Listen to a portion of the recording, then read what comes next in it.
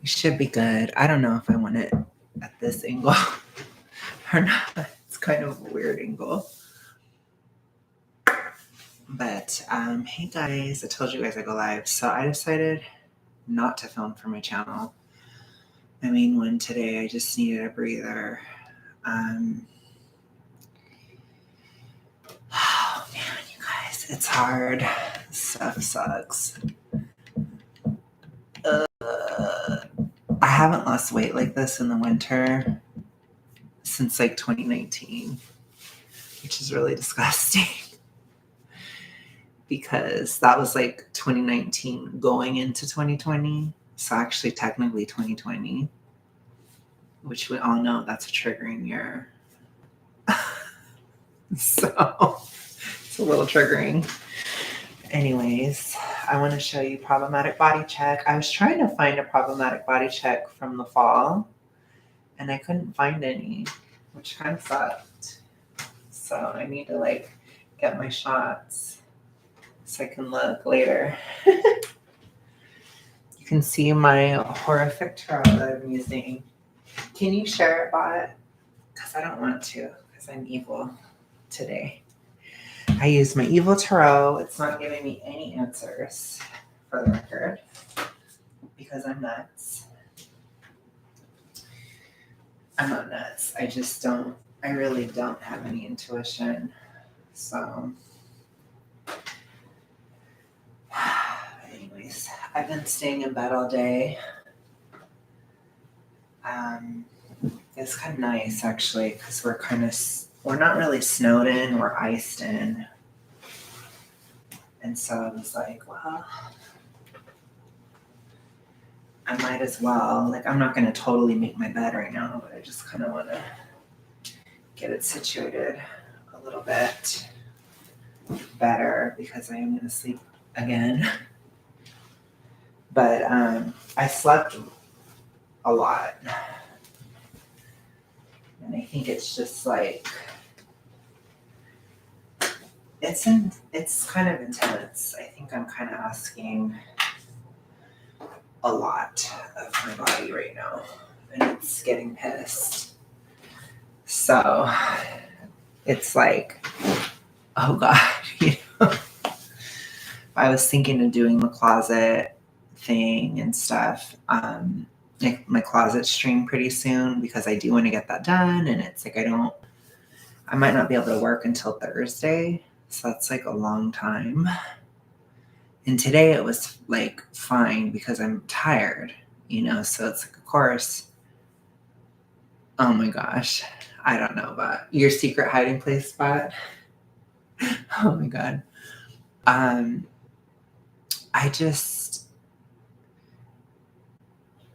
so like, I don't know. It's hard to explain, but it's really hard to explain.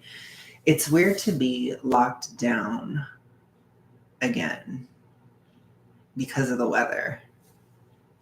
Because it's the kind of snow where it was like basically sleet. So it's like sleety snow. So it's very icy. It's like extremely icy. And it's just a light dusting. It's pretty. I'm trying to like take in the beauty of it. I don't know, but I don't know. The only thing that I literally have been saying, I don't have any intuition. So it kills me to just say, I don't know. Because I'm cut off. I really am. Like, I was trying to do readings and stuff, and they just don't make any sense. It's like a complete about face from different readings I've done throughout all of last fall. And I'm just like, I don't think, it's kind of like for me when I'm drunk, I don't know that I'm drunk. I never am aware that I am drunk. And I think it's the same thing with my intuition. It's like, I'm not aware that my intuition is gone. I just have to like, because I don't feel like it's gone when I'm trying to access it. But it is gone because it's just not adding up. And so I just, I think it's just this last week of Pluto and Capricorn. It's just really, really powerful and strong. And it's like Capricorn season. It's possible, but to be honest, I think it's just, to be honest, I think it's probably because of the estrogen and serotonin type of stuff, because my serotonin-iness, it actually hasn't been that bad lately. But the estrogen is just driving me insane. Like I don't even know how to describe it. Like right now, I'm so itchy. My skin is so itchy. But hi, Sam. My skin is killing me right now, which I know Sam knows what I'm talking about because he's had this happen to him. Yeah, well, I think that's common in the winter because it's clowny. So like for me, I'm at 314 as of today, and I wonder if I will be even less tomorrow because I'm not working out. Like I'm not working, so I'm not exercising as much. Yeah, well, because my weight ballooned like 30 pounds, which I knew it wasn't real. So it's really easy to get rid of it because it wasn't real. So I'm coming back down really fast, but then I start to think, is it real? Because I feel like massive fat burning symptoms. Like I feel crazy. And to the point where I don't have intuition. I can't be calm about things all the time. Like before I had my dinner, like I didn't have meat all day until like, a couple hours ago. When I didn't have meat, I literally felt like so angry and just so insane. And then I ate the meat and stuff and I felt better. But it was like, oh, I'm really deep in a deficit right now. Like it's a lot. It's tough. And I think it's just really hard in the winter and it's super cold. So I didn't tell you, Sam, but we're going to be like in the teens and stuff like all week. And I think we have a lot of days in the low 20s, which for us, that's really cold. And then it like warms up really drastically. And I wonder if this is just like the lowest, coldest point. We might have another cold snap though, because winter's not over, but by like next Wednesday, so like a week from Wednesday, we're up in the 60s. So that's like really warm. So I think it's going to have strange effects on my weight loss because I think the temperature fluctuation, it's weird. It's confusing. And February was always difficult. Not as difficult. Like February was difficult in terms of my appetite most years, but it could be different this year. It's a different year. It's different. Times are different. So I'm trying really hard not to push anything on the future. And it's really hard for me because I want to know what is going to happen. And I can't. I can't know. And it's driving me insane. And I might feel this way the whole year.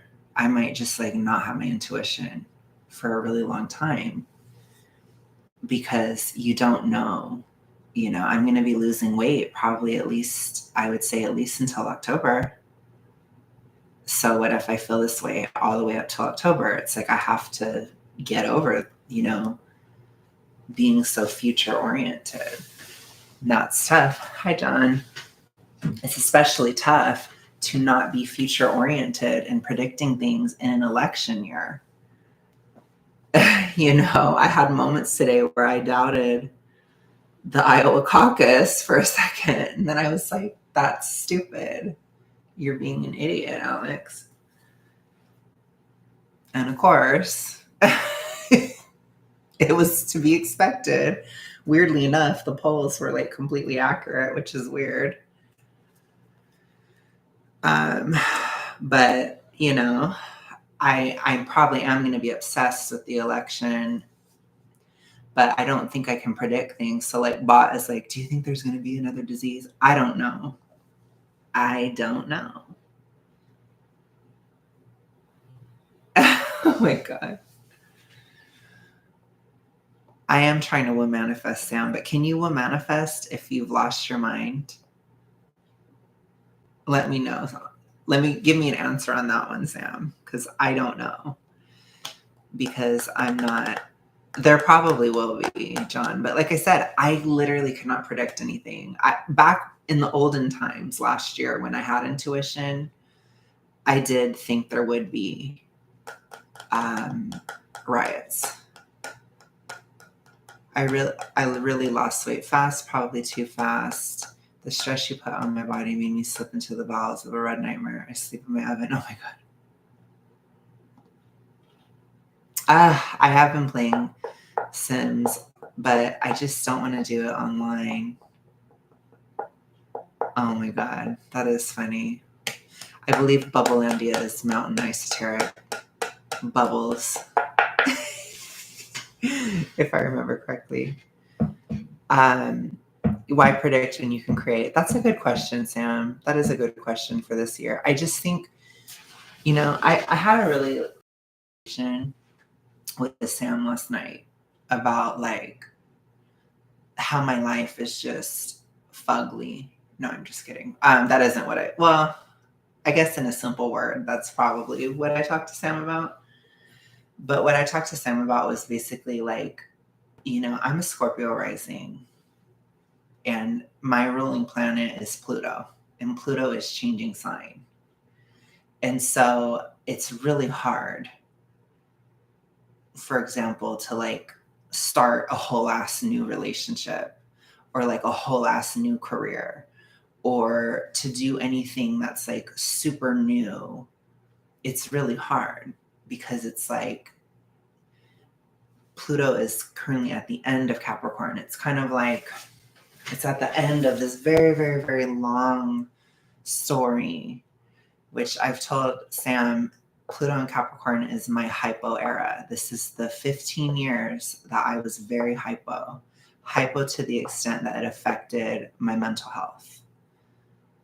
And like even right now, I feel like I'm gonna have diarrhea. It's so ugly. I swear my body is literally like rioting against me right now. I love the clumps of hair falling out line bubble. But anyways, but yeah, I think a lot of people are kind of scared. I kind of see it in a lot of people that are trying to make predictions right now. It seems like it might not just be me. Like I watched my astrologer and his predictions for Pluto and Aquarius, they seemed so odd and so off and just really weird. And then it's like my mom is tripping about stuff in her life and it just seems like everybody's tripping and like obviously all the political people I watch, they're like tripping about the state of the country and where it's headed and everybody's like what's going to happen with this election and it's just like all this stuff. And it's like this is really, I think this is just an unpredictable time. I feel like it's hard to tell what's going to happen. So all I can say, which I'm speaking purely from basically an academic sense, because I don't have any intuition right now, but all I can say is this Capricorn season that we're currently in, it's the last Capricorn season with Pluto and Capricorn. It's the final one, which it's the last time this will happen in all of our lives. So this is like a very big period to the Pluto and Capricorn era, which is from 2008, the global financial crisis, all the way till now, which is a long time. So right after that, and weirdly enough, Pluto is going to be in Aquarius in 5 days or 4 days now. Yes, the last time in our lives, but because Pluto takes 200 and something years to go all the way around. None of us are going to be alive for it being in Capricorn again. So basically, when it changes, its changing sign, it's going to be in Aquarius. It changes sign right at the change of season. So it's going into Aquarius right as Aquarius season begins. Hello, Holly. Is my life going to thaw out now? I'm not sure what you mean by that, Bubble. I'm not sure if it is, John. I think yours is in Sag. You're a Gen Z. Pluto in Scorpio is more of a millennial thing. Because if I remember correctly, you were not born in 96. You're probably born after that. So I think it's in Sag. But anyways, so basically, Pluto in Aquarius, it's starting right in Aquarius season, which I think is really impactful. So that means like you're gonna have a huge activation right now, Bubble. Then, like with this birthday, it's gonna be pretty intense, I would say. You know, this year of your life will probably be very intense. But basically, we have this really big period happening for the Capricorn era, and it's followed by like a capital letter, a capital A for Aquarius, because it's starting again right in Aquarius season. So we're going to have this huge amount of Aquarius energy that's flooding in right as Pluto goes into Aquarius. So that's going to give us hints at the next 20 years of our lives, which is a long time. So what's going to happen? We have to see. My astrologer that I like, he was saying that these effects will be felt very strongly towards Gemini season because it's a fellow air sign. So it will kind of boost up Aquarius energy of the Pluto transit. So basically, really the first half of this year, we're still getting acquainted with Pluto and Aquarius.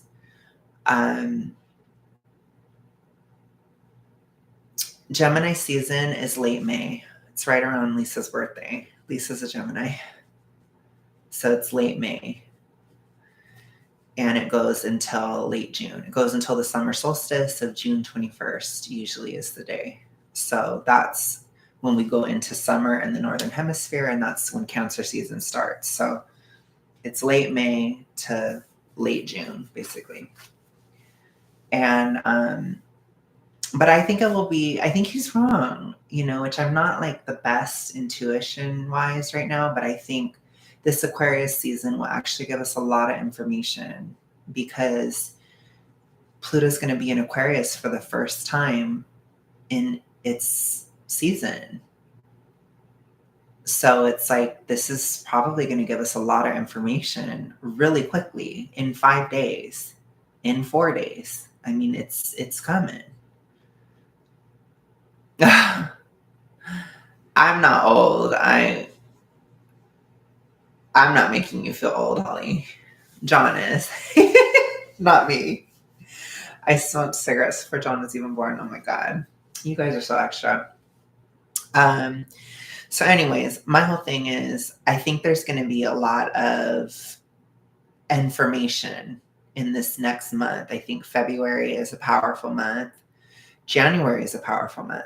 These 2 months are some of the biggest months of the year, which again, I can speak from an academic sense and from things I thought about before the deficit. But I would say probably January, February, April, even May. April, May are big. October is really big. November, actually September to November is big. The election time. I think the election time is the biggest time probably of the year. But April's really pivotal. A lot of stuff happens in April and a lot of stuff happens now, in January and February. This is a very pivotal time. But it's a pivotal time, but it's not as final. The election time is very final. There's a finality to it because it's the last time Pluto's in Capricorn. It's from September to November of this year. And that time will probably be the worst time of the year. That's my prediction. I think it will be one of the darkest times. Aside from January, this month is pretty dark too. Yeah, probably, but yeah. So I'd say the darkest months of the year are probably January, September, October, November. And then a lot of stuff happening. Usually a lot goes down in March anyways, because March is the end of the cycle and the beginning of the cycle. So March is almost always a super active month, which I know this year we have Super Tuesday, for example. That's March 5th.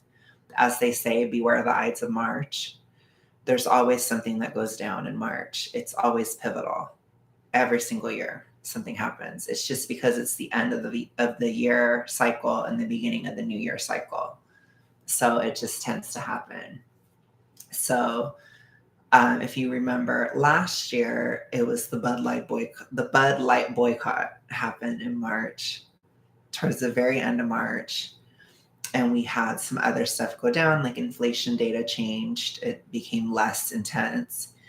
And we had other stuff go on too in March. There was a lot of weird stuff in the political sphere, but there always is anyways. But anyways, I had a lot going on in my life, but we also had eclipse season at that time. So it's very strong. It's like very intense when you have eclipses and the beginning of the year, and we have that again. So the biggest eclipse of the year is April 8th. So that's going to be important. So April's big. There's a lot of transits that happen in April that are really important. And then back in the day, I was thinking that riots would probably start around May and June. So probably around the same time of the year that the BLM ones did, because it's probably, there's a likelihood that it's a little bit astroturfed, especially this year. But a lot of stuff, I think people are going to feel like things go very sour in June. But not everybody will feel that way. That's why I don't say it's the darkest time. I think it's, about half of the people will feel really sour in June and really pissed. The other half probably will feel relief. So it's going to be very odd. I think June is weird.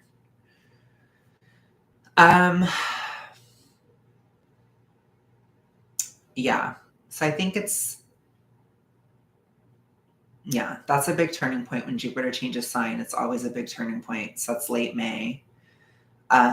We have the eclipses. We have Jupiter Uranus conjunction in April. We also have Saturn getting to halfway through Pisces in April. So April's a big month. We might have a massive something very financial may occur in April. It's hard to predict. So Pluto will be in Aquarius from January 20th until, I think I heard, it's around September 1st. It's sometime in September. It goes back into Capricorn. And then it leaves Capricorn forever on November 19th, which is about 2-ish weeks after the election. So I think that is very interesting for the United States. But that is when it leaves for good. This election is very pivotal. I think it will be the center of the world stage. Our election, everybody will be watching it in the whole world. I think the lead up to it, there's going to be so much propaganda. But as I told you guys back when I had intuition, I was like, there's going to be propaganda, but you're not going to believe it. People won't believe it. They're going to think it's full of shit. It's different. It's going to be so obviously lies that only people who really, really, really, really want to believe the lies are going to believe them. It's like people who are really extra Oh gosh.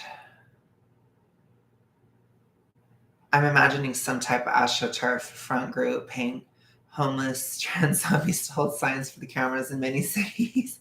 It would be difficult to make it look authentic. Yeah, I just don't think it's gonna work because I think the media at this point has almost no credibility with the average person, which a lot of that damage occurred in 2020 because of the way they covered the riots and the way they covered the panorama. You know, it's like you're going to die if you step outside, but if you go outside to riot, then it's actually helping the virus. I mean, I will never forget that. And I think a lot of people saw that and they were like, what? Like it was just it was such a glitch. That was actually an eclipse. I think it was an eclipse meant to really destroy the credibility of the media.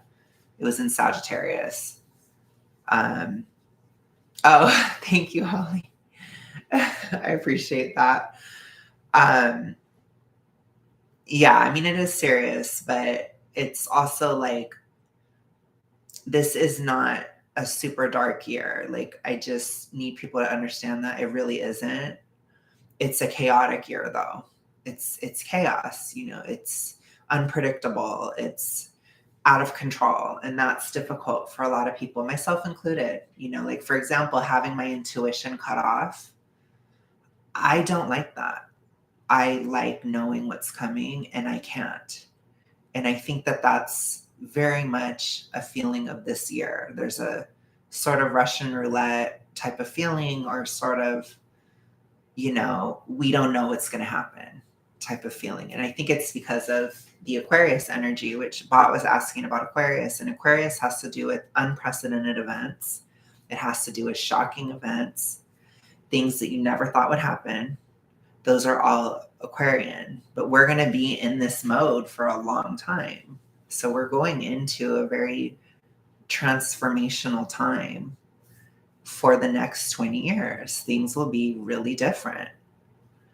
By the time Pluto leaves Aquarius and goes into Pisces, I think society will be almost completely different than how it is right now. So it's really weird.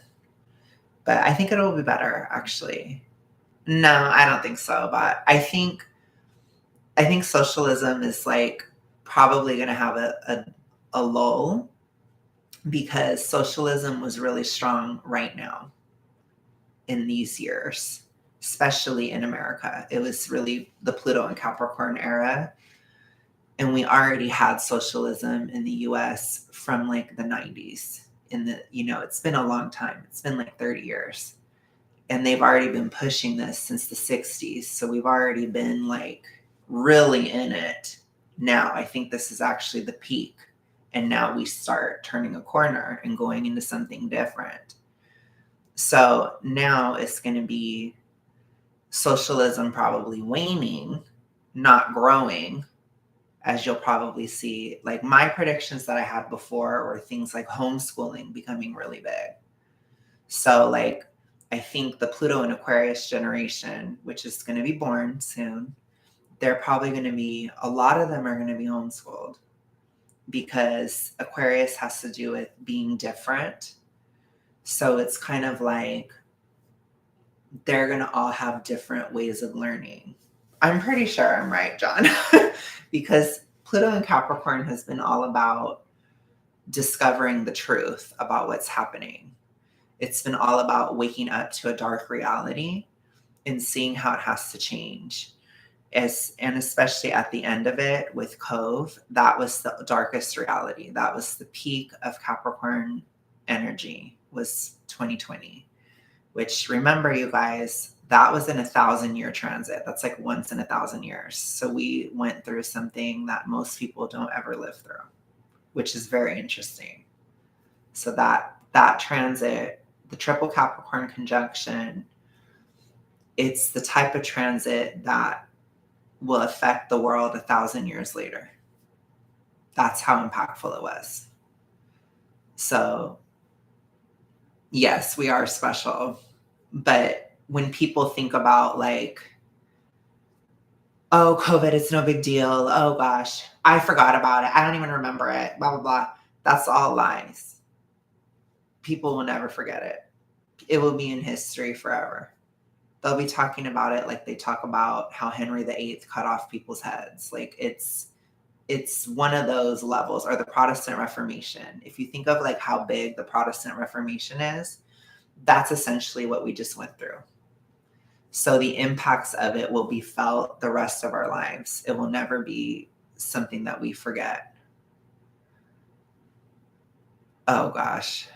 Wow, but I don't know. That's an interesting question.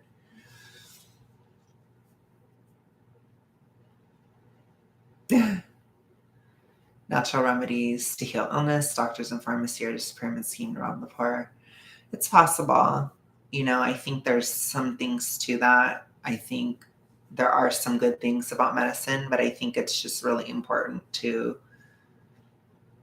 you gotta, I think in the US, we're too like, trust everything a doctor says no matter what. And other countries aren't like that. And I don't think we should be like that either.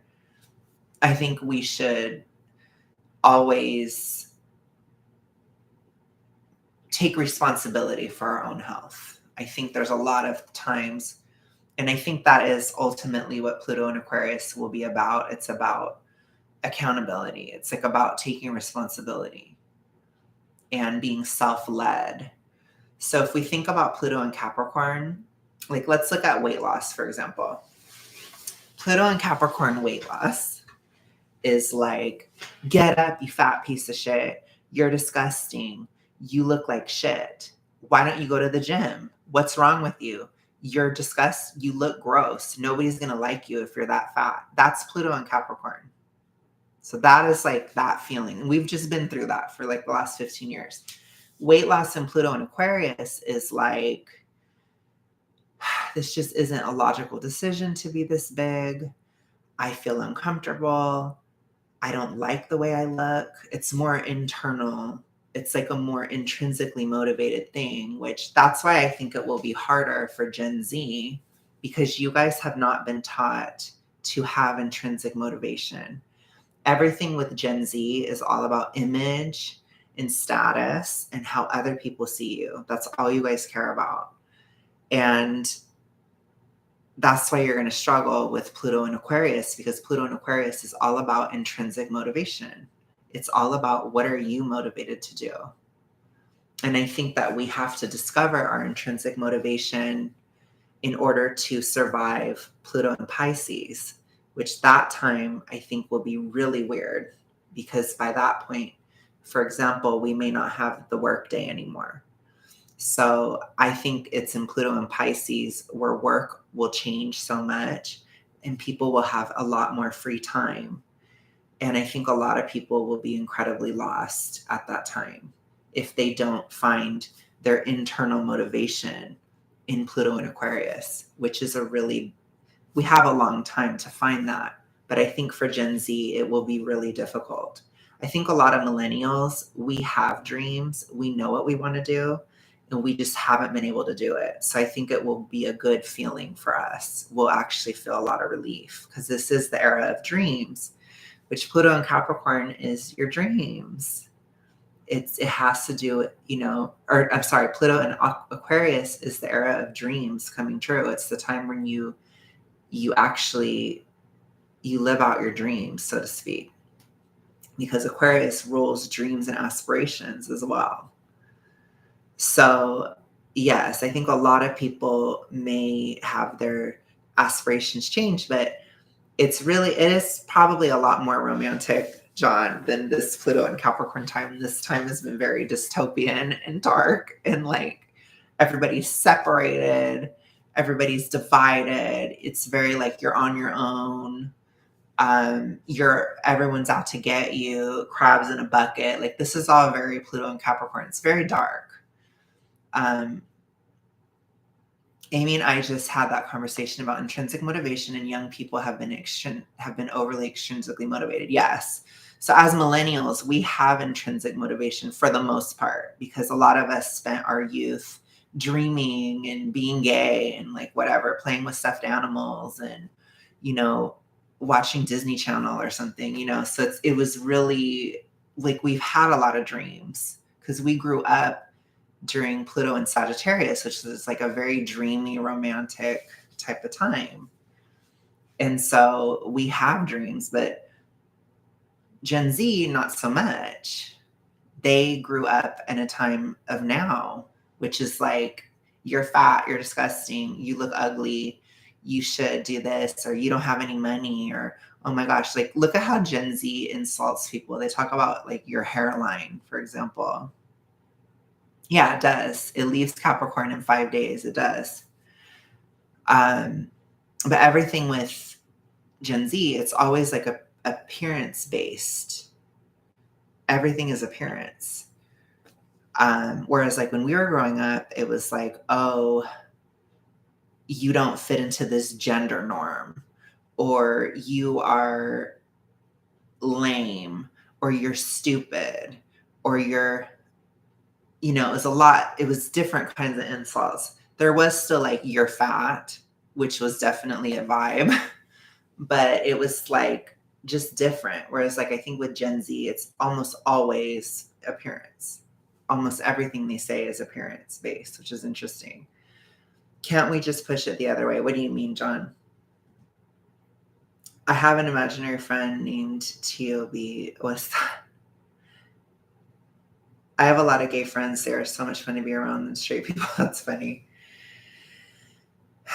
I think it depends on the person. I'm very like about gay people myself. Not like I hate them or anything, but there's a lot of gay men that are just horrible. So I have to be really careful. Like, I know that's bad, but there's a lot that are completely fine, you know, obviously, but I'm always just like, yeah, most of the time it's fine, but not always. Ooh, man, because when gays are bad, they're really bad. It's like, whoa, holy shit. No, we can't, John. We have to deal with fugly Pluto and Capricorn until it's over, you know? I had a doll named Jonathan, another one named, can't remember, but he was, oh my God. But, anyways, so yeah, no, it's going to be interesting for sure. Like I said, it's unprecedented stuff. So I think that I don't know. I think I'm going to do a lot better personally in Pluto and Aquarius, but it's a difficult energy. You know, right when it happened last year, I got dumped. I was brutally dumped right when it went into Aquarius. So I'm a little nervous. I don't know what to think, you know,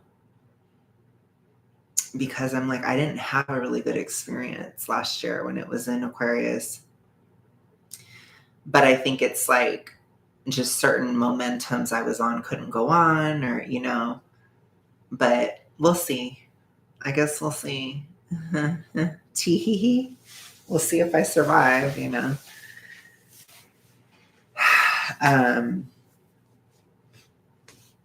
But yeah, anyways, I think it'll be really fun once it's in the swing of it. But it's going to be, you know, it's still Capricorn-y this year a little bit.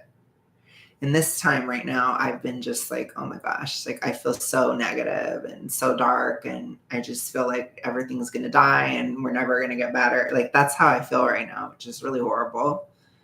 So I'm just like, oh. But I think we just have to face it and see where we go. You know, I think the only other advice I can give is that you have to let things go. So like if you haven't forgiven things, Aquarius is not going to go well for you. You have to forgive the past. You have to like let it go. If you don't, then you're probably going to suffer a lot when Pluto's in Aquarius, because Aquarius is also about detachment, which has to do with, you know, letting things go, letting the emotional side go away. It's a very logical sign. So it has to do with like when people talk about, you know, systemic oppression this and systemic this, that, and when they talk about something that's been like 1,000, 300 years ago, like slavery, for example, like bringing up slavery within Pluto and Aquarius, it's not going to go over well. Like people will not side with you. They're going to be like, ugh, no way. I don't want to hear about that. And it's the same with like the feminism and just a lot of these isms and ists and da da da da. People are not going to put up with it. You have to like actually have an argument, because that's a part of Aquarius. It's like logic, in Pluto and Capricorn, you could guilt people. It was really easy to guilt. You could say, you just don't like me, or you're racist against me, or you're homophobic, or you're this, or you're that. And people would feel guilty and they would listen and they would do what you say because they felt guilty. That's not going to work anymore.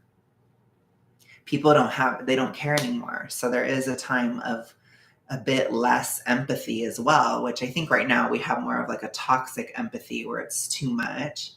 I think Aquarius is a lot more about fairness and actually like holding people as equals and having equal expectations and that kind of stuff. So it's kind of like that, where it's like you have to make an actual, not equity, equality. No. You have to actually like have an argument. You have to say you're wrong because this, and that, which I think is also why Gen Z will struggle, because Gen Z is used to just saying, well, they're racist. They're racist. That's racist. That's not going to be an argument anymore. That era is dying. It's over. It's done. Over. And that lasted quite a while. Like that went through like 3 eras. That went through like Pluto and Scorpio, you could do that. Pluto and Sagittarius, you could, do that kind of thing. And you could certainly do it. It hit a peak in Pluto and Capricorn. But now it's not going to work anymore. People won't feel guilty. So it's like you have to actually have an argument. Yeah, that's good, Holly. You're going to like it then. You might like Pluto and Aquarius because I think there's more of a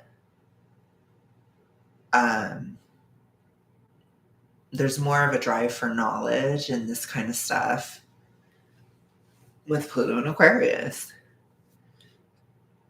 I want to see more greenhouses and flying machines. So I think that might be more of a Pluto and Pisces vibe. I'm not sure how it is going to be with technology during this time. It's hard to tell because Pluto is a weird thing.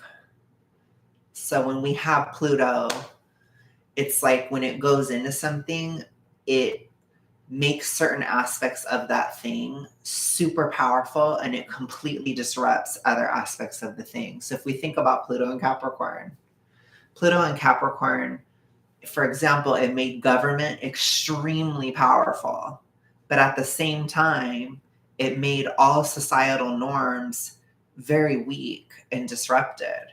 So we had this hellacious government during this time that has been taking more and more and more and more power throughout this past 15 years. And societal norms and standards have gotten weaker and weaker and weaker and weirder and weirder and weirder. So that is very like the same thing is going to happen when it's in Aquarius, but it's going to happen to technology, which means in some aspects, technology will be disrupted. So we might not have as much advancement, but in other ways we'll have extreme advancement. And I think there will be more of a central debate upon, are we going to dive into technology further or are we going to take a step away from it? And I think you'll see 2 groups of people. I think the ones that go into technology, they might end up dying. I'm just going to say that. I know that's really dark, but I don't think they're going to thrive because I think, let me put it to you this way. Like, think of how the type of person that would have an AI girlfriend would do. Think about it. Yeah. I think if you don't live your life, bot, and you start eating the bugs and all that stuff, then yeah, you probably will die. Because I don't think that that's healthy. Like, so these questions in Pluto and Aquarius, it comes from like, are we going to go back to nature, or are we going to completely reject it? And I think people who completely reject it, they'll die out. So this will be kind of a little bit, it's a little dark. Sorry that we're going there, but Pluto and Aquarius, it's a little bit of a culling period. I know that is funny, Holly.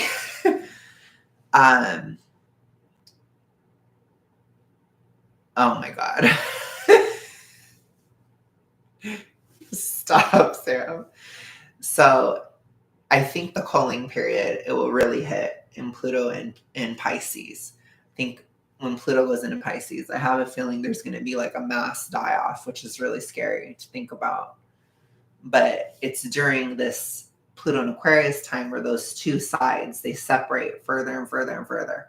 And one of those sides is going to thrive and the other side is going to die, which is really scary, to be honest, but it makes sense. Whereas like with Pluto and Capricorn, we've all been forced to live together in this weird like algorithm manipulated thing. It's been really miserable. We're going to just separate in a lot of ways when Pluto goes into Aquarius, and people will just like, I think half of people will dive into the metaverse and virtual reality and these types of things and AI girlfriends, and the other half will be like having kids and families and going to church and, you know, building culture and going out more and being in person and seeing people again and like having that kind of, you know, sort of 90s-ish kind of vibe. The other half will be more like that in Pluto and Aquarius. So I think we'll see two sides of a story where you'll see like the sort of basement dwelling, like deep bags under the eyes, like I'm always on a computer, I never live my life ever. Yeah. And then you'll have the, oh, I'm a 90s soccer mom and we're making steak on the grill and we're going to the community center this week for the party, for the festival. Like you're going to see these two very different types of lives, and we're going to have to choose one. And I'm going to choose the 90s one, to be honest. I'm over it. Maybe not the style, but I'm going to choose the one where, because I plan on having a kid and getting married and stuff. So I'm going to go that way, which I don't want to say it's conservative and liberal, because it's not. It's going to be a different debate. It's more like, are you more communal or isolated? That's the debate. Are you more a part of something, or are you on your own? That's more of the debate. So I think you'll see like, yeah. Oh gosh, that could be fun. We could have a solar flare destroy electronics and half the planet. So if you want me to get technical, Sam, there is a calamitous event that happens every 18 and a half years.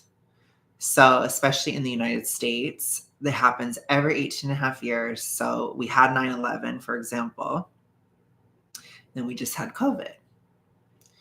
So the next one could possibly be a solar flare. That could be something.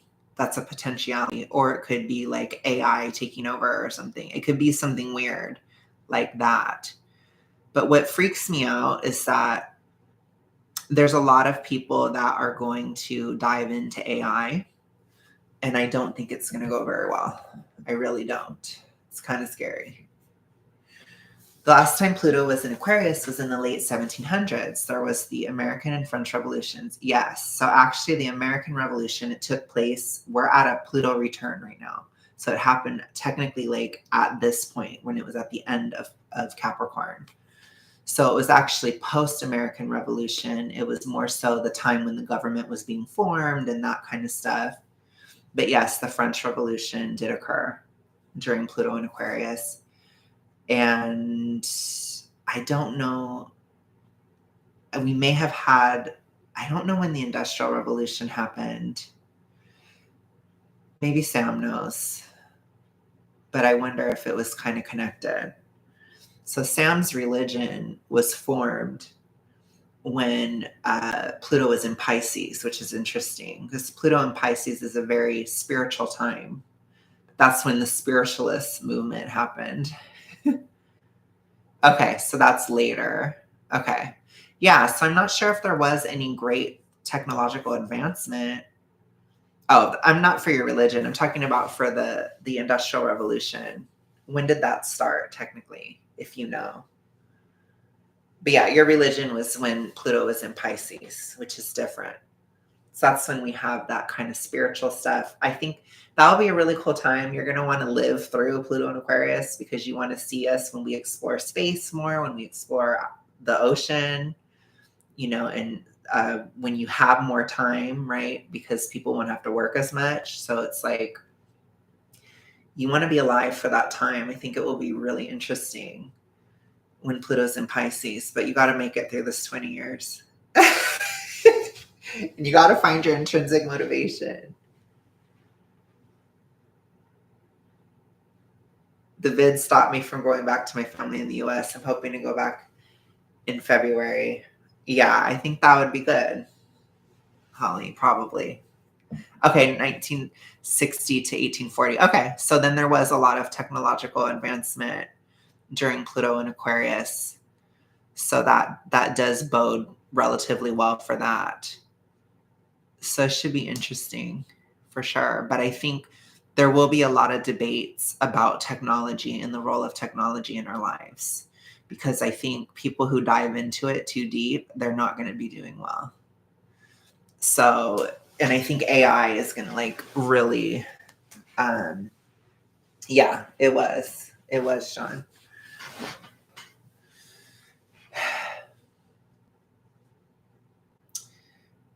1777 and 1798. 1777 was very pivotal, was when U.S. colonies signed Treaty of Alliance with France, and the rest after that was going through the motion, forming the USA as it is. Yes.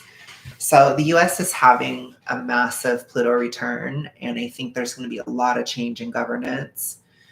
It could go good and it could go bad, and unfortunately we don't know right now, which is really scary. Pluto returns can bring a period of prosperity after a country goes through it, or it can be like it doesn't exist anymore, which is kind of scary too. So we'll have to see what happens. But I have a feeling it will go well. I just have a feeling, but I don't always feel that way. I'll put it to you that way. We'll go through Pisces, Aries, Taurus, and maybe Gemini. No. Any millennials, we're going to die when it's in Aries, probably. You might make it to Taurus, John, but probably not. To be honest, maybe. But no, Pluto takes a long time to go through signs. It takes I think the shortest one is when it's in Scorpio and Taurus, which is 13 years. But if you think about it, it's John's 20. So when it gets through Aquarius and goes into Pisces, you'll be 40. When it goes into Aries, I think you'll be 60. So you might just barely touch on Taurus, but I don't think I'm going to make it to that. I think I'll probably die when it's in Aries. That'll be when I'm old. I'm in the olden time. Yeah. I'm no, you probably won't make it. The time of Virgo, we're not going to make it to that, but that was the 60s. So when Pluto was in Virgo, it was in the 60s. And it's when computers were invented. Yeah, I don't know about that, Sam. Pluto gets to Virgo, God only knows when, a long ass time from now. Yeah, you can try, John. You can try. Stay off the poof. It will help. Don't eat the bugs. Did you guys know that bugs are pure PUFA and their shells have anti-nutrients? They're so unhealthy. Just do not. That's so crazy to me. And they want to push people to replace meat with bugs. Those people are not going to make it. I'm telling you. Like, if you are eating bugs and you're not eating meat, you're probably not going to make it with Pluto and Pisces. You're probably going to be done. I'm just telling you, like, get to nature. Gosh, somewhat, you know. I know how I want to do it. I want to do the 90s style. I'm going to be my 90s soccer mom vibe when I have kids, and I want to get married, and I want to be driving in my car and listening to Taylor Swift. I'll probably, unfortunately poison my children with her satanic music. And I want to be, seeing my kids play in the snow or play at the beach or something. Like, I don't want them to be like iPod kids and, just like, I don't want them to live like that, I want my kids to have a real life, But a lot of people, you should see the child-free movement. They are so nuts. I was like, oh my gosh, like we're gonna have so many like family lines just die. They will just like die out. It's crazy. And it's like, I'm not shading people that don't have kids. Like, I don't honestly care if somebody has kids or not. I think if somebody doesn't, it might be for the best. But it's like, I see so many people that are just like, I don't want to have kids. And oh gosh. And it's like, when you have to make a whole ass statement about it, it's just stupid to me, Well, you don't know Sam. I did a reading on Sam. And the reading said that Sam was going to make a decision this year, which is interesting. So we'll see. Well, but I don't know. I mean, it's not for everybody for sure, but the arguments people have are really dumb. I think the arguments that make sense to me are like, if you have really terrible mental illness, and I mean like bad, to where it's like hard for you to even take care of yourself, I could kind of understand. If you had horrific abuse in your childhood, I understand. If you had to raise your siblings, so you never really had a childhood because you had to like raise your siblings because your parents weren't there or something, totally get it. Like, all those reasons, to me, they're like a little bit more valid. But if it's just like, I just don't have money and I don't know, the economy, even though you vote for the shitty economy, it's like, no, that's bullshit. Like, sorry, you might not be able to go to Starbucks every day. It's ridiculous. My generation is so fucking stupid with money. They drive me insane because they're just like, I don't have money to buy a house. I don't have money to do this. You spend all your money on stupid bullshit, and you travel, and I've seen so many millennials, they spend like $10,000 over and over again traveling. And then they're like, I can't buy a house. You don't want to buy a house. Fucking liars. That's my generation though. It's like, just say you don't want to buy a house. That's fine. But don't say you can't if you've done all this world traveling and stuff. It's stupid.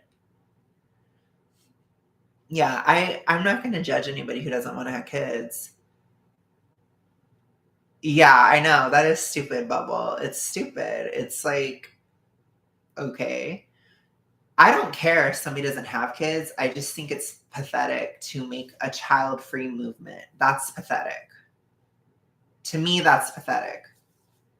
Like, I don't need a movement to make a decision for my life. It's pathetic.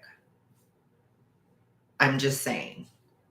Just say, I don't want to have kids because I'm lazy. Okay. But they don't want to say that. They want to act like it's for some grand purpose. Like, oh, I'm just so worried about the planet. No, you're not. You have plastic every single day. You don't give a fuck about it. I'm not falling for it. I can't buy a house. Well, then maybe you shouldn't travel every single year, twice or 3 times a year.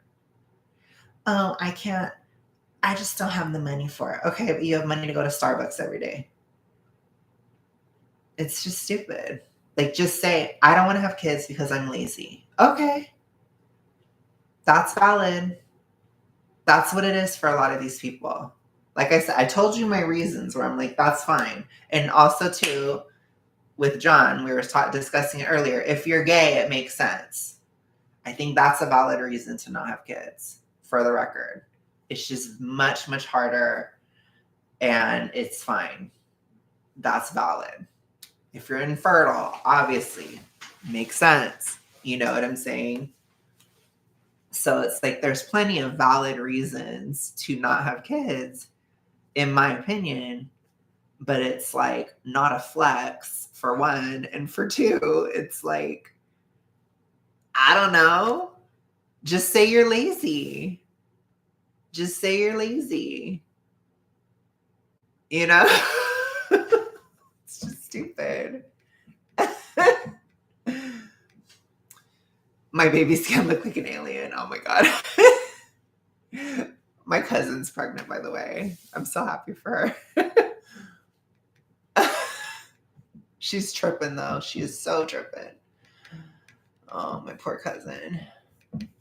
It's funny. Pregnancy is a trip, I tell you. But not that I've been pregnant, but I've observed it a lot.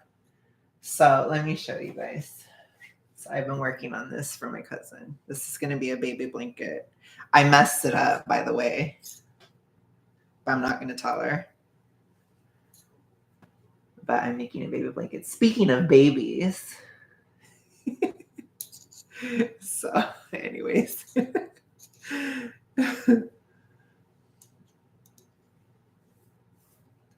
I don't even feed myself. Well, that's fine. No, but I think you have plenty of valid reasons, but like I would never shade you for not having kids.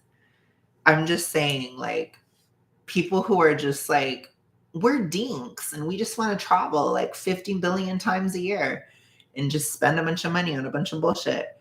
Those people are just lazy. You're just lazy.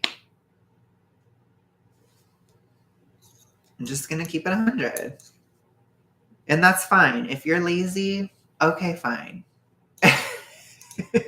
You know what I'm saying? It's like, I get it. Having a kid is a lot of work, you know, but those same people, they'll be like, oh my gosh, having a baby is so tough. And then they want a dog. It's like, a dog is so much fucking work. Don't tell me that it's about that then. People just, I think for me, it irritates the shit out of me when people are just dishonest about it. And then they try to act like they're better than you because they don't want to have kids. It's like, you're not. You're just kind of lame. You're a lame-o. Unless if you have any of those valid reasons that I brought up. Which I need to list them again. You're gay is one. You have severe mental illnesses where it's difficult to even take care of yourself. You had to raise your siblings in childhood. You have horrific trauma from being abused as a child. You, I can't remember if there were any other ones I can think of, but those are like a few of the good reasons not to. I'd be like, yeah, I get it. It's valid. Like, oh, infertility. Yeah, it's another thing. And then even if you are just lazy, it's like, okay, you're just lazy, you know? Yeah, pretty much. Exactly, Bubble. It's cringe. My experience is the baby part is easy. It's when they can walk and run away and talk back. That's the hardest part, I'm sure. That's funny.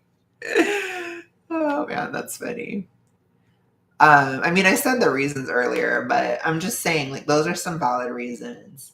You know, obviously, if you can't find the person that you want to have kids with, that's another struggle, but that's a little bit different. It's like, that's not something you'd be like, I don't want to have kids. It's just like, it hasn't worked out, you know? But the other reasons, I'm talking about reasons where people would be like, flat out, I don't want to have kids. It's like, yeah, those are some valid reasons, but I just don't think, I think in most cases, money is not it because people find money for what's important to them. So that's bullshit, in my opinion. I'm I'm just saying. Because if you can afford to go to Starbucks every day, if you can afford to travel and do all this stuff, it's not about the money. It's just stupid. Which again, I don't mind it, but it's like, if you're just be honest, you know? That's where it irritates the shit out of me. So anyways, part of Pluto and Aqua is that's another one of those polarizations, right? So a lot of people are going to be having kids. They're going to be very passionate about the fact that they're having kids. I think everybody who has a kid in Pluto and Aquarius, it's because they wanted to. So that's like a big thing. When you have the other side where they're not going to have kids, so there's going to be that child-free, passionate movement, which means that only certain values are going to continue into Pluto and Pisces, which will be very interesting because the culture will shift drastically at that time, as only people who believe that real life is valuable and these types of things, only those people are going to live on. So that will change the Pluto and Pisces era, which for me, a lot of my fat activism, my seed oil awareness that I work on, that stuff, I'm going to do the bulk of that in Pluto and Aquarius. That's when I do most of my work in the public eye. I plan on trying to be as successful as I can, trying to make a huge impact and change the conversation about weight loss and everything. That's what I want. But when Pluto is in a Pisces, I want to retire. I want to retire and be like, fuck everybody, I'm done. I'm going to go off into the woods and I'm done. And I'm just going to enjoy my family and stuff and just like be spiritual and just talk to God every day. That's what I want to do in that era. I just want to retire and go off into the woods. But this is my time where I'll be like, I'm going to be involved and be all up everybody's butt. It's right now. People who haven't got kids look much younger than those with kids. I don't know. Not always, Holly. Some people look busted. I'm just saying. Some people look busted regardless. Oh my God, but maybe. You never know. You got to make it. You got to live that long. Yeah, it's weird. Some people, I feel like a lot of Gen Z looks really old. No shade on John, but I feel like a lot of Gen Z looks old. Oh, that's cute, Holly. Yeah, I think a lot of people will want that too. So your kid's a Pluto and Cappy baby, huh? Because you said they're like 8 or something, I think. It's a tough generation to be in. Yeah, I think it's a little tough. They had it a little rough. I feel for them. I really do. Aw. I feel so bad with the COVID stuff. It was so crazy for the kids. It's so hard. But they're going to be shaped by a lot of stuff, you know. But we'll see. We'll see what happens to my kids if and when I have them. I want to, but it's hard. I'm gay, so it is difficult. But we'll see. I have more time because I'm male, which I do believe in male and female, for the record. I feel like it's crazy that I have to say that, but I am male, so I have time. Yeah, I'm sure, Holly. I'm very sure. Oh my God. But I am never going to carry a child. That is not natural.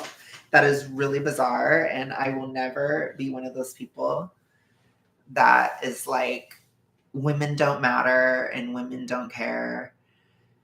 And women don't matter at all and we don't need women at all. I don't believe in that at all. So if and when I have a child, my child will be birthed by a woman. A woman. A woman needs to be a part of the process. It's necessary. Women are necessary. What a crazy concept. Isn't that crazy? And I promise you guys, if and when I do the surrogacy, I'm not going to like dress up in a gown and act like I gave birth because that's stupid as hell. So I'm never going to do that. I probably won't tell anybody. Anyways, I don't want my baby to be online and all that crap. Anyways, I think that's cringe. No, I definitely wouldn't, Sam.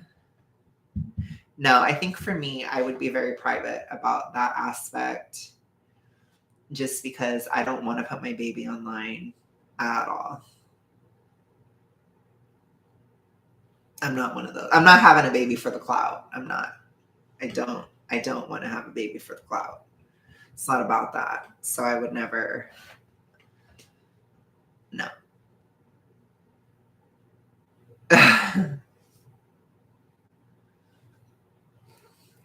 We could have one man though and just, oh my gosh, that's true, but that's scarring, but it is true.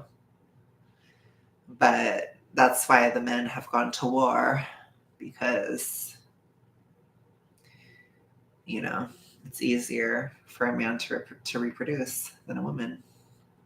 Anyways, hopefully we won't have to go back to like those types of thought processes. But I guess if the socialist Green New Deal crowd have their way, things might get that bad and we might go back to having to live in tribes because they might fuck up everything to such a horrific extent that you have a massive die-off of people. I mean, that's literally their goal. That's the only way that you can have no emissions or whatever. So if everybody dies, basically, and you go back to tribal life.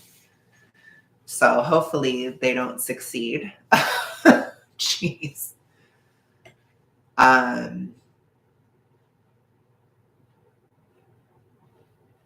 Hopefully they don't succeed. I don't think they will though, because those types of people, they're the kind that don't have kids and all that stuff. And if we don't, I'm not putting my kid in a public school ever. No way in hell. I will definitely talk about that publicly. Absolutely. Because at its best, public school to me, it just like beats out the creativity of your child. So just foster your kids' creativity, Holly. It's super important. I always think too, like, to a kid, your most important, like, a kid's most important relationship is with their parents. So even if a teacher is whack, I think a parent can really make a much bigger impact on their kid than a teacher.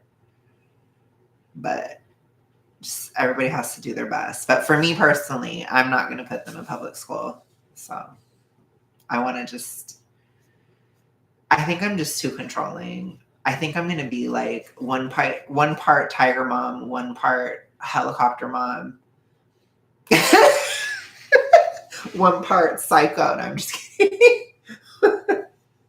I'm going to be a very Scorpio style parent and be like, what are you doing? Ever vigilant. So I just don't trust anybody. So I don't want somebody else to take care of my kid. I'm going to be crazy. So I already know that, but it's okay. I'll be fine. Oh my gosh. That's funny, but I just don't want my kids on the poof. No poofa for my kids. And I want to raise them. I don't want to have a nanny. So I want to do it. I want to be able to tell my kid when they're a teenager, I want to be like, I changed your diapers. I wiped your ass. Like, I want to be able to say that, which means I have to actually do it. So, that's important to me. I want to know for myself that I got up in the middle of the night and I fed my baby, that it was me. It wasn't a nanny or something. It was me. I did it. So I need to do that for myself, I guess, if anything, just because I want to make sure that I'm like really active in it, But I mean, these are basic stuff. I'm just saying, even if I had money, I wouldn't want a nanny and all that. I'd want to do it myself. because I'm like, no, it's me. It's all about me. I'm just kidding. No, it's just me though. Like, obviously I want to be married and all that crap. I'm going to need support, obviously. And then I'm going to be friends with 5 million moms, and I'm just going to, yeah, I'm going to have plenty of information. So that's my strategy, is just talk to 5 million moms and well, hey, Holly, maybe we can, at least online friends, But that's what I want to do. So maybe I'll ask Holly when I have a baby. I'm going to be like, Holly, what the hell do I do in this situation? I'm just going to talk to 5 million moms. Maybe I'll like compile all the data into like one thing.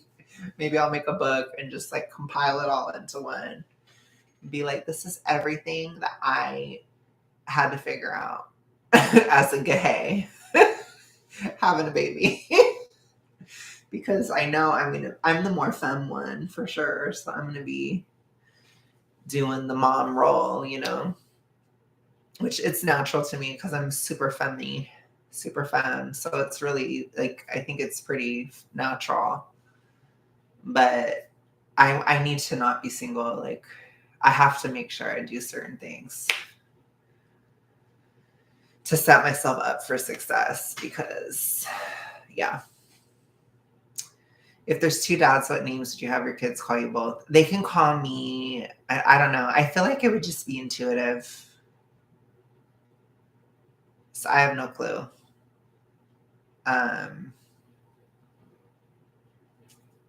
But yeah, all I know is I'm going to have a mommy crew. I am going to do the work.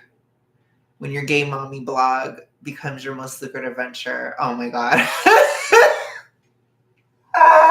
That would be insane. That might actually not be a bad idea though, because I feel like it could help. And people will be like, I already know there's going to be so many people that are going to be so freaking triggered that I'm having a baby. Like, they're going to be so pissed. That's why I don't want to say anything, because it's not about the clout, but it's like, I know there's this huge like anti-surrogacy movement going on.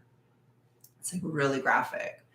But I will just say it's because my mom didn't have any other kids. I'm like, I would have not had kids if I had siblings, but I don't. It was all on me. So I will tell the people that get all my ass about it, I'm going to say, because straight people don't have enough kids. That's what I'm going to say. I'm going to say, because straight people didn't have enough kids, so now I have to. So you go have more kids then if you're so worried about it. That's what I'm going to say. And it's always people who don't have kids that are like the most pissed about it, which I find so interesting. It's so cringe to me. It's like, why don't you shut up and go have your own kid then? And do it the way that is better, It's so annoying to me. I once held a baby with its about higher than its head, and oh my God. He could have called it Soccer Mom Transportation Secretary's Hyper Elite Blog. Oh my God. Don't ever hold a baby with the butt higher than the head is the lesson. Oh my God. That's so funny. That's hilarious. But yeah, I told my mom, I was like, Mother, you have to take care of your health because you need to be here when I have a baby. Because my mom's good. Like, she remembers everything. I'm just like, you need to tell me everything. Like, but I'm like really weird. So I know like when I start the process, I'm going to be like researching probably for like a year and like reading everything I can because I'm psycho like that. But other than that, obviously there's so many things that you have to learn as you're doing it. And then I'm just going to have to talk to actual women that have actually had kids. I know it's a crazy concept, but that's what we do. Yeah. Okay. See, Holly knows.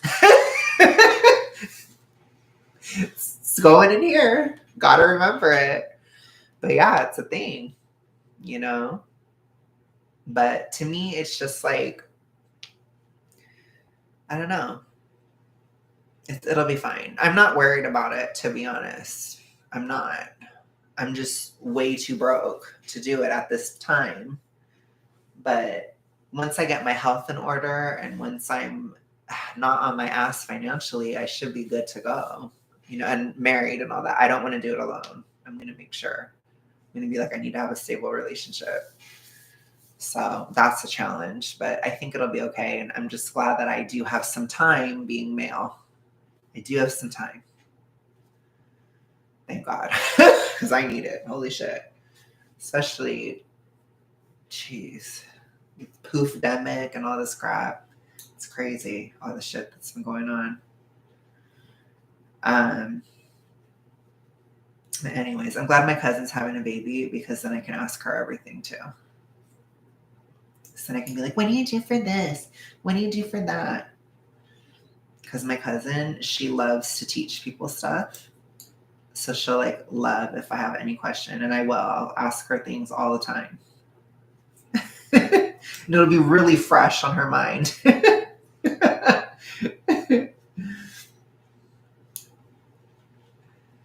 I'm imagining your articles like choosing the best realtor for your forest compound, negotiating bulk freezer grass-fed meat from your local farmer, and all the money pillowed from the controversy. Oh my God. Yes, she does know the gender. She's going to have a girl. We go by gender norms. That's why I'm doing a lavender blanket for a girl. We're problematic like that. I live in Alabama. It's pretty wild here. So backwards, I don't know if I babysit. I might. I'm just kidding, Holly, but I'm just being extra. No, but she's having a girl, which is fresh. So I'm so happy for her, though. I'm sure she's nervous, though. She's one of those where she's like, she's kind of neurotic. So she's in like the neurotic, I'm pregnant and I'm worried stage type of thing. But she just started feeling the baby move and stuff. So it's so fresh. So I don't know how much I should be saying, but you guys don't know her anyway, so it's fine. I'm never going to say her name or anything, but it's very fresh.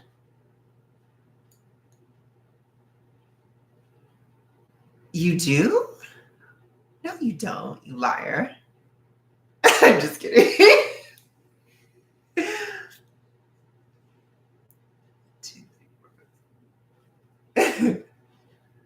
I don't know, probably, but I mean, that would be, I guess it could happen, but that's one of those things where you kind of worry about it if it happens, But no. Oh my gosh.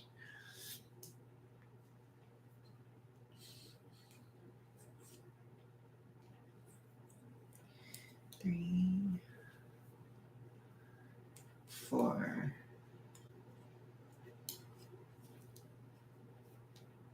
5, 6. Yeah. So, anyways, I don't judge people that don't have kids. I judge people who say that they're not having kids because they're in the child-free movement. That's my overall point. Like I said, if it just didn't work out, if you couldn't find a partner, if things just never lined up or whatever, I'm not judging somebody for that. But it's like you didn't make a whole ass movement about it. You know what I mean? It's just cringe. So that's kind of my stance. I don't care if somebody has kids or not. Personally, I don't. I just think not every reason to not have kids is valid. I think most of them are not. But there are those handful of reasons where I'm like, yeah, it's valid. So I do think some reasons are valid. Just saying. And then obviously, like if you just didn't find a partner, it never worked out or something like that, it's not like you intended on not having kids. That's different. If it just doesn't happen, that's a totally different thing. So it's just a different type of thing. I'm sure there is, but it's ridiculous. But r/child free, it's the best thing ever. You guys should totally go on there. Gosh, I saw a video of it today and it was just so annoying. It's like The fact that you feel like you need a movement to justify yourself shows that you're full of shit. I'm just kidding. That's so bad to say. Anyways. I'm so mean. I don't know. It's just cringe. I don't know. It just cringes me out, I guess. I guess I'm just mean. Whatever. I'm in a deficit, you guys. I told you. I can't hang. 1, 2, 8, 1. 1, 2, 3, 4, 5, 6. Okay.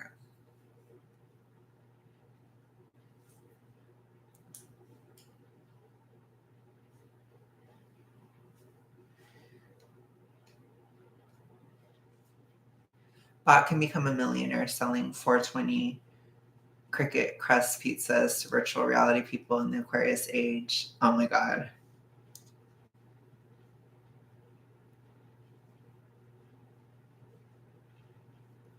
Maybe.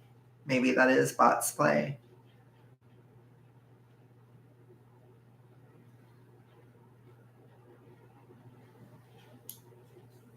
Okay, no problem, Holly.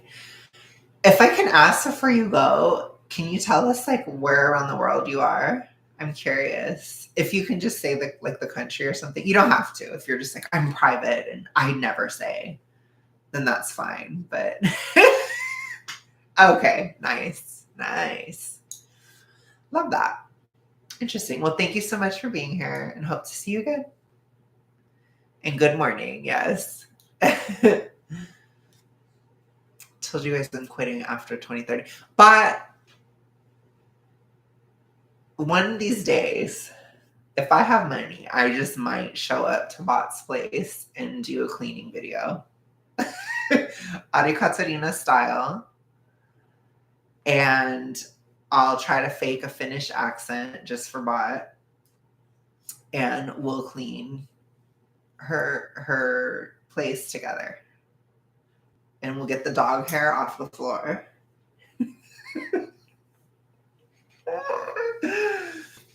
And then I'll get like 5 million views. I'm just kidding. That would be a great stream though, to be honest. But that would be like hours probably. It'd be like an 8-hour stream. Would you guys be down for that? Like an 8 to 12-hour stream? That would be kind of everything. I'm going to need to be, okay. So maybe not that long then. It'd be like maybe 4 hours. But I'd be like, I need to be in shape. I'll be like, we got to wake up Bot's inner Virgo.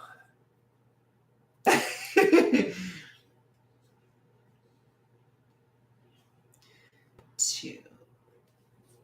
Okay. 3.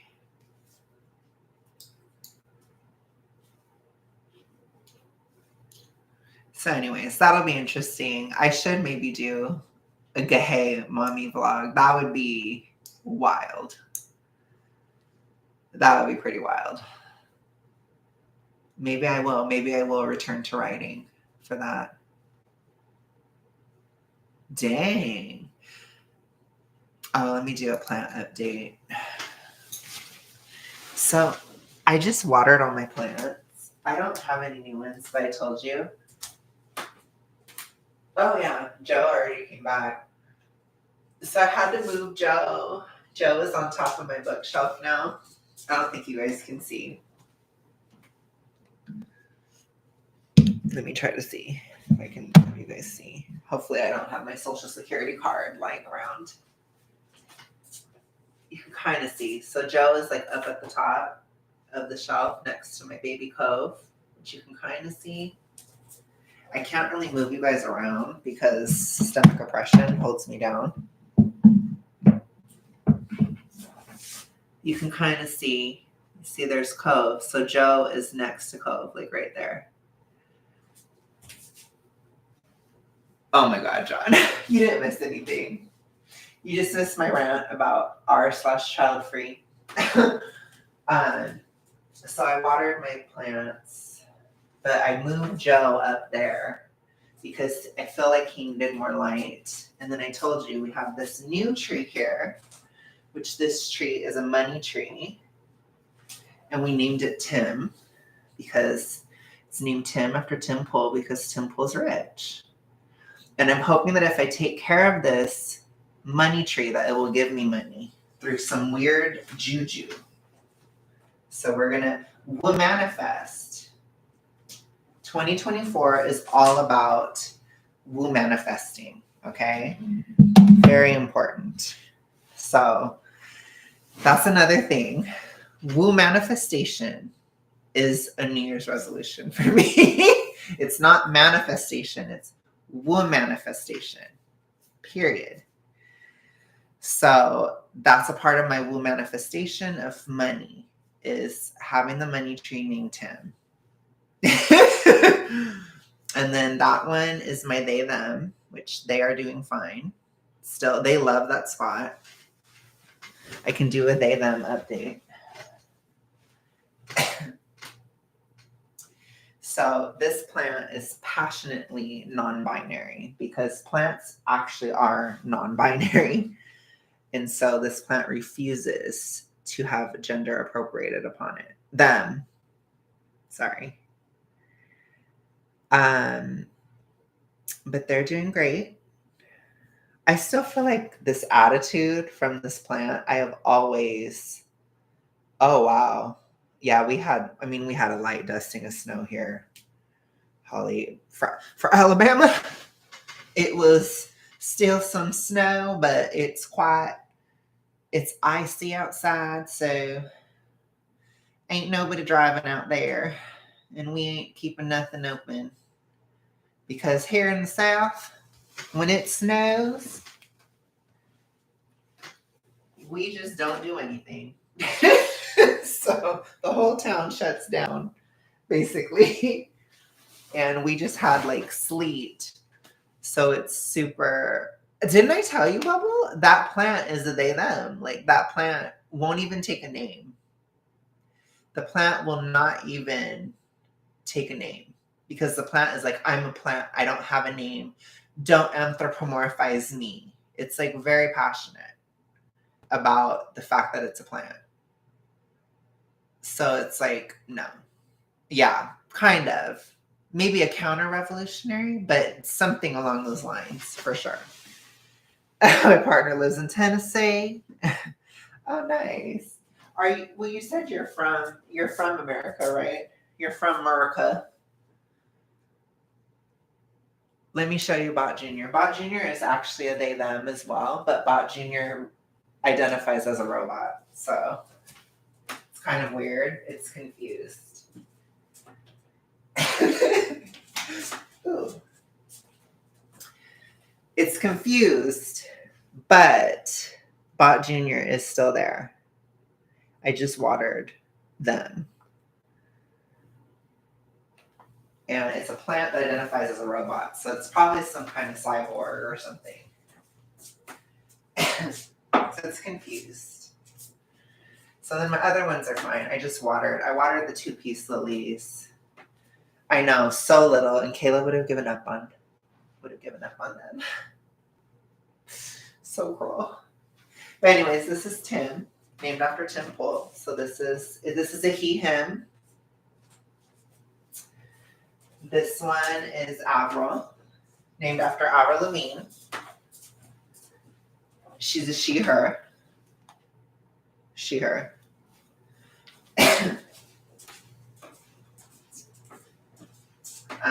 This one is, I decided that this one is named Esty after a Taylor Swift song because he's rich. And it's a money tree. So this one's named Esty, which is based off of a Taylor Swift song off of the album Evermore. This one is named Joe. So this one has a double meaning. He's a he, him. What are you done over, John? This is a he, him, and his name is Joe, and his name is Joe it's either Joe Biden or Joe Alwyn. Taylor Swift's ex, whichever one you want, it doesn't matter. But his name is Joe.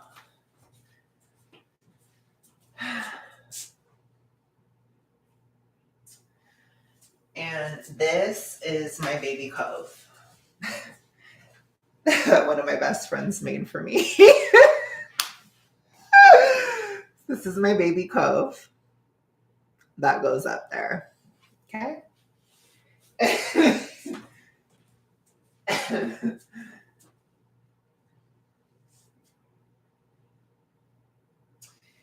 And I don't think the other ones, some of the plants don't have names.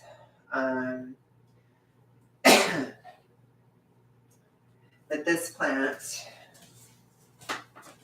is named Esperanza because she's Mexican. So her name is Esperanza, and she's from Mexico.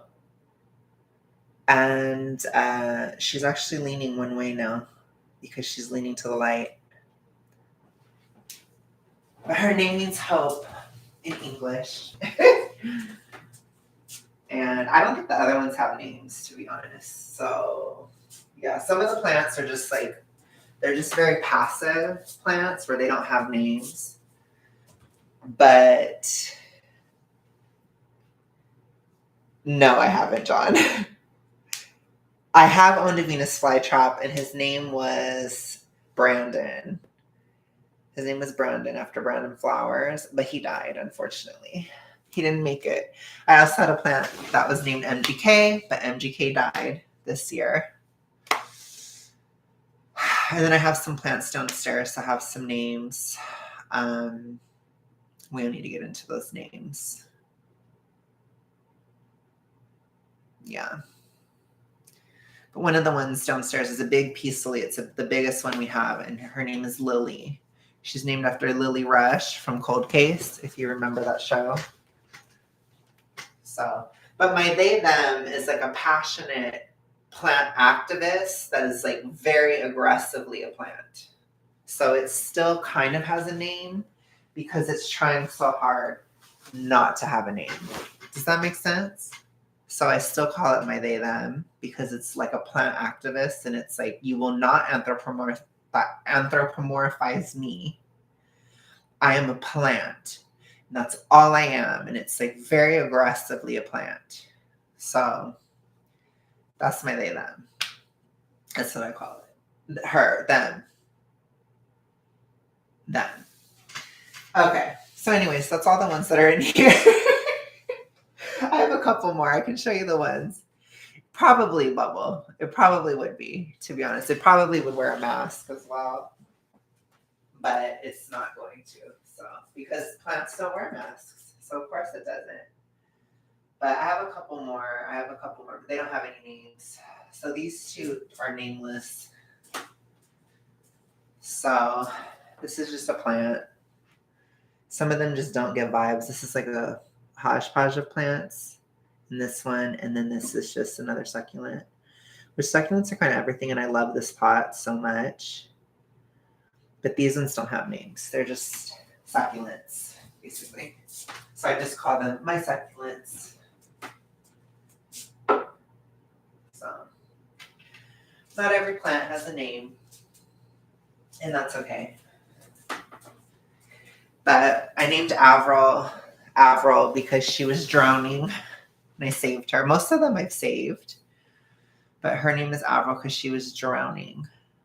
Like in Avril Lavigne's song, "Keep my head above water, don't let me drown." So she was drowning and she was going to die. So I saved her. And then Lily Rush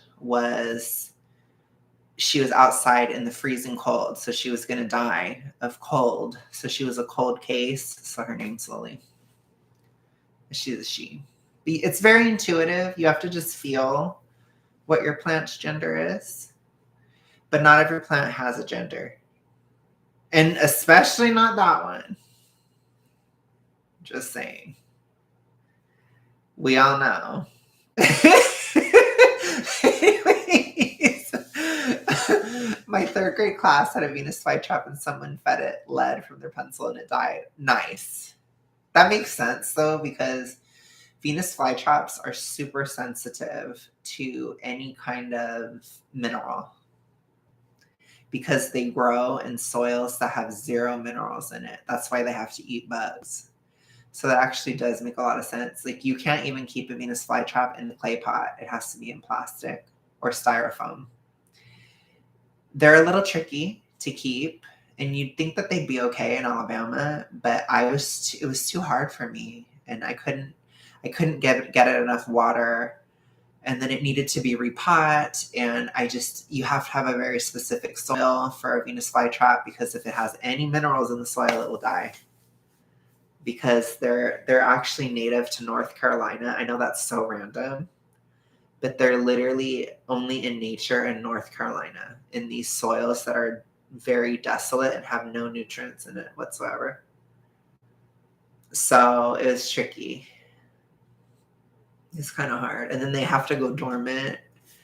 So you have to create a winter.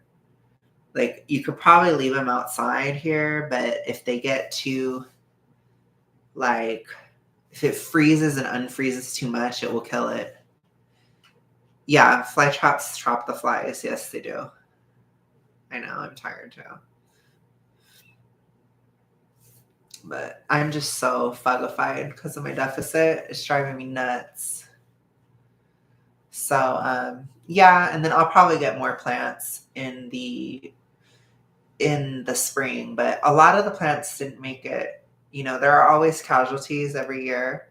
But my mom has some plants. So my mom has one of them is kind of a they them too, but we just call it pothos because it is a pothos.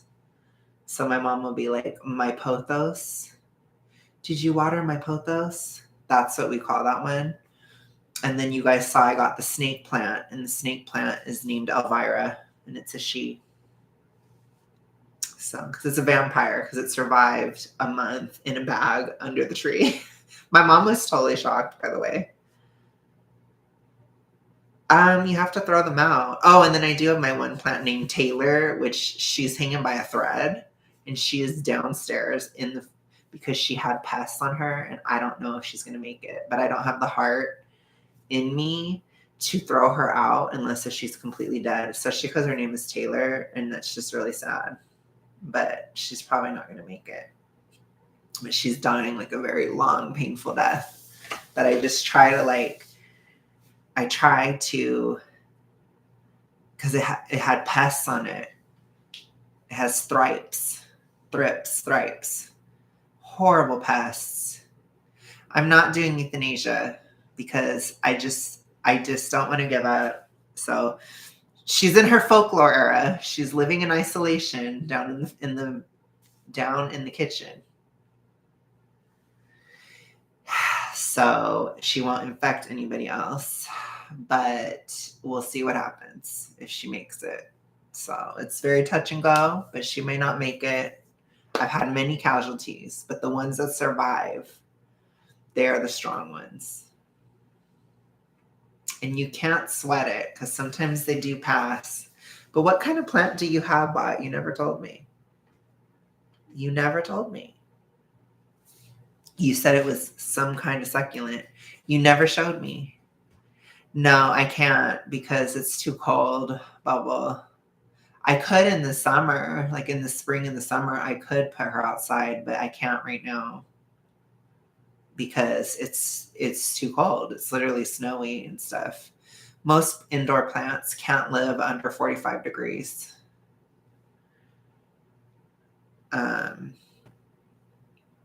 45 degrees is like the cutoff where they'll die. I maybe could take it out for a walk, but it wouldn't make a difference.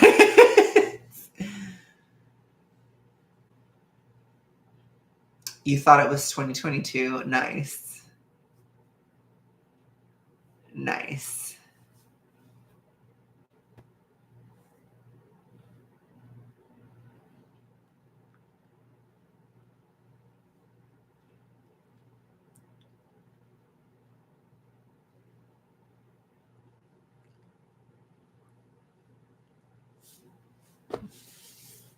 Oh my God. Anyways, you guys, I think I'm going to go. hope this is satisfactory to Bot. Bot is problematic. It's time, Bot. I don't have anything else to say. I'm not going to do a sleep stream. This isn't 2018 anymore. But thank you guys so much for coming. I will be back as per usual. But I appreciate the venting sesh. And I appreciate that you guys enjoyed it. So I'll talk to you guys soon. I never did a sleep stream, but Charlie did. I can just say his name because he's a public person. So I'll just say it, but he did. Yeah, it's old now. But anyways, you guys have a good night. I'll talk to you later. Bye. Not tonight. Bye.